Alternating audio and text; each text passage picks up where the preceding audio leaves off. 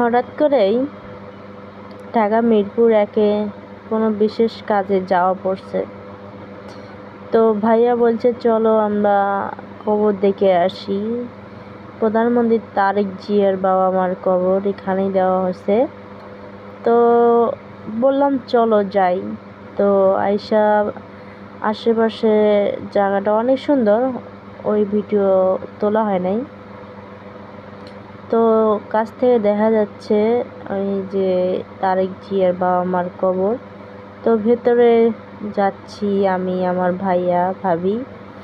তো ভেতরে ঢোকার পরে আমি দেখলাম অনেক পুলিশ গার্ড সাইডে বসে আছে। তো অনেক মানুষজন আসতেছে যাচ্ছে দেখতেছে। তো আজকে মানুষ কম, মঙ্গলবার, সে হিসাবে মানুষ কম আমার মতন জানা মতন। শুক্রবারে অনেক মানুষ হয়। তো অনেক দেখে অনেক ভালো লাগলো, আবার খারাপও লাগলো। কিচ্ছু করার নাই, ডাক আসলে সবাই যাইতে হবে।